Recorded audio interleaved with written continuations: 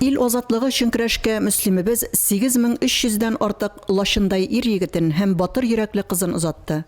Дошманга каршы аяусыз сугышларда тиңдәшсез батырлык үрнәкләре күрсәткән якташларыбыз Илдар Маннанов, Гыймазетдин Вәҗдинов, Петр Днипров Советлар Союзы герое исеменә лаек булды. Бадыйк Салихов Дан орденының тулы кавалеры булды. Ни кызганыч, утлы елларның тере шаһитлары булган ветераннарыбыз бик аз калды. 8 ветераныбызга гына бөек җиңүнең 75 еллык юбилеен каршы алу насыйп булды.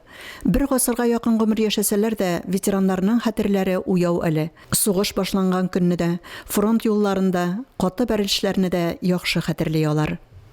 Штергән дәҗәттем инде сугыш башланган, Германия килеп кергән дип. Бөтен халык кайгыра башлады, аннан китә башлады, ала башлады армиягә. Usta at kaçtım, beni pulömetçi getirip bilgilediler. Tanış günü, hemen da şu izlenüde indi. Gelip çıktı bir samolyot. Bana aşkandalar şekilli gitmeyindi, bana eğlenemine geldi.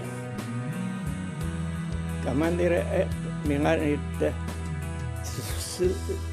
Svit dedi. Verip çürge. Yes, svit.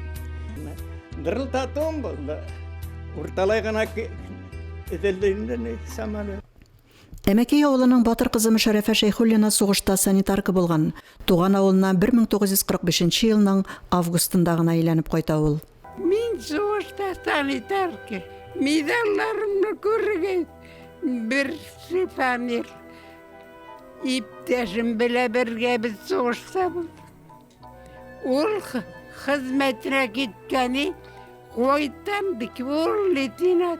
Ol koytan bana deyip dokumentarın ciyip etirgeç soğuşlukta ana olup kana gitti. Мәләтамак авылында гомер итүче Бөек Ватан сугышы ветераны Миңнемөхәммәд Халиуллин сөйли. Марафонга чыгып киткәчтен Яссы дигән шәһәр барып киттек. Молдавияга кирдек, аннан Молдавиядан Румыниягә, Румыниядән Венгриягә, Румыниядән Палаш дигән шәһәрендә бушатылдык Румыниядән. Вагоннардан анда ике безнең уездлар аннан соң бара алмый торган. Узкаликла азарны тимер юл. Безнекеләр тимер юлда семьялар булганда. Аннан бушатылып безнең хот белән киттек. Байык авылында яшәүче Гыйндулла Сахиповның сугышчан юлы Иделдән алып Элба елгасына кадәр сузыла. Аржик астында башладым. Украиналар пышлар өтеп Германияның Дрезден шәһәренә хәбәр барып җиттем. 2 мәртәбә, бер мәртәбә контузия алдым. 1 мәртәбә ранен булдым. Сугыш беткәндә сержант хезмәт иттем. Мөслимнән Мансур Зиннуров утлы мәхшәрдән исән калуына сугышчан дустына гомере буе бурычлы яши.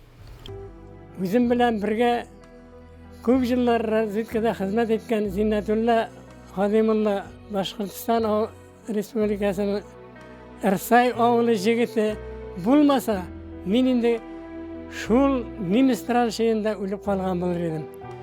Аңа мин үземнең яшәү гомерендә һәр вакыт бурычлы булып яшәдем. Ул да сугыштан исән кайтты. Без аның белән хәбәрләшеп тордык. Ул безгә килеп, мин аларга барып җирдек. Андый кан кыйгыш, мәрхәмәтсез сугышлар яңадан булмасын иде. Бөек җиңүнең юбилей елын тагын да истәлеклерәк итү өчен ил, республика һәм район күләмендә бик күп чаралар үткәрелде. Районыбызда яшәүче 361 сугыш һәм тыл ветераны 1941-45 еллардагы Бөек Ватан сугышында җиңүгә 75 ел юбилей медальләренә ия булды. Хөкүмәтебез сугыш һәм тыл ветераннарын акчалата түләүләр белән дә сөендерде.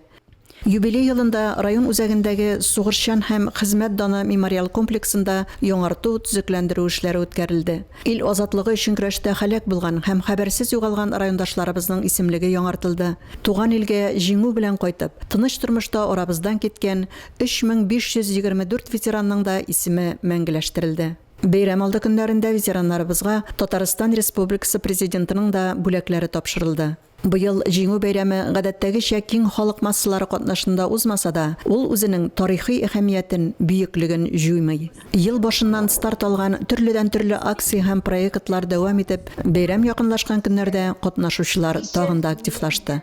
Үлемсез полк акциясы да үзенчәлекле уза быел. Социаль челтәрләрдә батыр сугышчылар турында мәгълүматлар, фронтовикларның портретлары урнаштырыла. 9 май кичендә һәр гаилә сугышта һәлак булган якынының фоторәсеме белән булачак. Шул рәвешле батырлар гаиләләренә кайтачак. Бөек җиңү турындагы хәтеребез бер кайчан да сүрелмәсен. Буыннардан буыннарга тапшырылсын, йөрәкләрдән йөрәкләргә күчсен.